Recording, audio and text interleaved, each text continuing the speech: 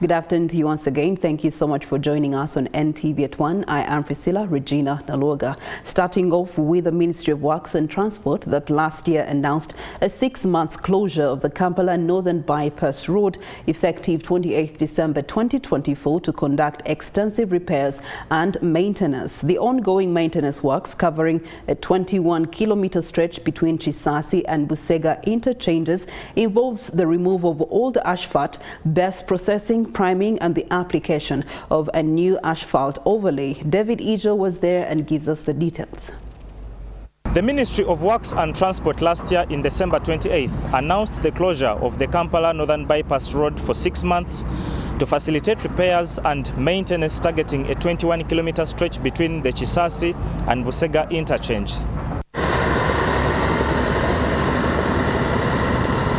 According to the Ministry of Works, the repairs involved removing old asphalt, processing the base, priming and laying a new asphalt overlay. We are milling off these layers of asphalt in preparation for reprocessing them and then be able to put a new layer or the improved layer of asphalt, and that will be the final layer. Then we will eventually do road marking along the completed or asphalted sections of the road. Yes, I must stress that we have provided for diversions within the work sections so that traffic can still flow and for us to relieve traffic pressure along the northern bypass. So we encourage motorists to adhere to the signage on ground and follow the diversions, the barriers as we have. So let us not create other layers, rather other lanes along the work section, but follow what we have provided. We believe it is sufficient if we all drive and adhere to them. With traffic inconveniences, road users have been advised to look for alternative routes to avoid delays, even though the opposite side of the road is available for diversion. So just a warning that please, let's follow the diversions. If you can't use this section of the road, you probably can use other alternatives away from the northern bypass or plan your journey accordingly. You know, mindful that there are ongoing works that could cause minimal delays in your journey. But please approach carefully. Obey the safety signs, the traffic officers are on board, the diversions, barriers have been placed, please obey them.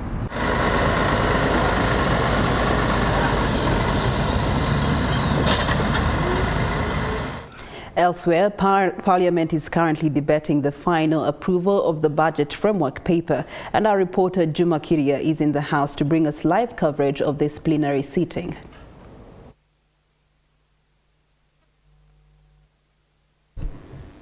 Does not benefit. When you look at funding to the health sector, Right Honourable Speaker, there is a funding gap in medicines, there is a funding gap in upgrading of health facilities from Health Centre 2 to Health Centre 3.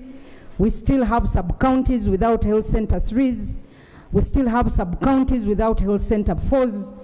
I was seated there, Right Honourable Speaker, a mother has passed on and is being buried now today because of lack of access, timely access to services, Right Honourable Speaker. Sub-counties where people have to move long distances when a mother is referred to another higher facility where there is a doctor and a theatre, and there are no ambulances, Right Honourable Speaker. So, Right Honourable Speaker, I want to request the executive that this is within your power. Let us do away with some of these wasteful expenditures. Right Honourable Speaker, I am paid by a taxpayer.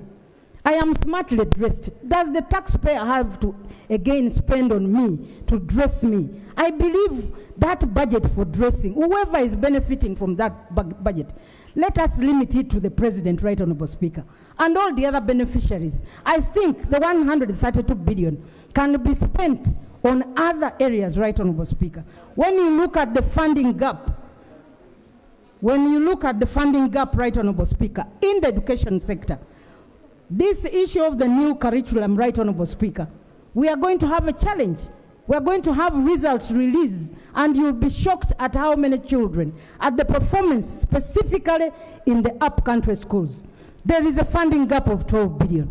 Can we prioritize that, Right Honourable Speaker, and ensure that we have the teachers and the children actually learn and understand this curriculum so that they can be able to also benefit and move on with their education and not drop out of school.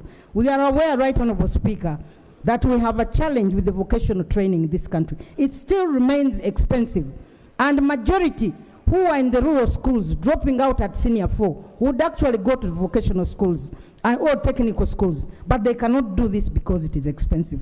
So, Right Honourable Speaker, I want to request, moving away from that, Right Honourable Speaker, when you look at the infrastructure, is Honorable Sarah Opendi reacting to some of the budget proposals focusing on the health as well as education sectors for the financial year 2025-2026. More details and more reactions from different legislators will be shared later on in our subsequent bulletins, NTV Kaongezi and NTV Tonight. As we move on with NTV at 1, we look at President Museveni that has urged Lango leaders to focus on household income as a means to reduce poverty, emphasizing that individual wealth creation rather than broad development directly benefits families. During a meeting with Lango leaders in Aduku, Kwanya district, the president highlighted successful examples of the parish development model. The president, who is conducting a 4-day PDM performance assessment in the Lango sub-region, did stress that wealth creation at household level is key to poverty reduction. Take a look.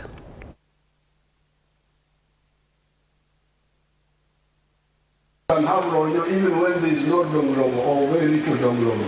And you have seen all of these are not near the tarmac roads. When they asked for people of Otuke, I was about to stand up, but my group sat down quickly. But if you come there, you see my cows there. All these years, please. And once you deal with Dongrobo, once you deal with Ronyo, even Dongrobo becomes very easy. But when I saw the poverty of the people who were near me in Ankole that time, I couldn't accept it. I had to say, no, you people, you must get out of poverty, and you can. So therefore, in the report, you can still amend it before you send it to me. Like when I was coming here, I stopped at a swamp 4 kilometers from here. And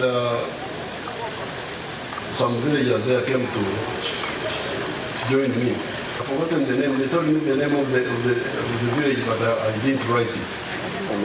I said, how is Chan here? Say, oh, Chan Marach. So I said, 4 kilometers from here, near that swamp there. Then I said, have you heard of PDM? They said, we have heard. Has anybody of you here received? They said no, but the ones who received are on the other side. But what I liked about them, they had heard that people on the other side had received. And then they also said, we are going to get it next time. I was happy with that. It will be good to know how many homesteads, district by district. Even some sample parishes. In this parish, there are 1,200 homes. Now, after 3 years of PDM, 400 have received, or something like that. Under the agriculture sector, the Ministry of Agriculture, Animal Industry and Fisheries has allocated 2.5 billion shillings for the construction of a national cold chain storage facility, especially designed for animal drugs in preparation for potential outbreaks of animal disease.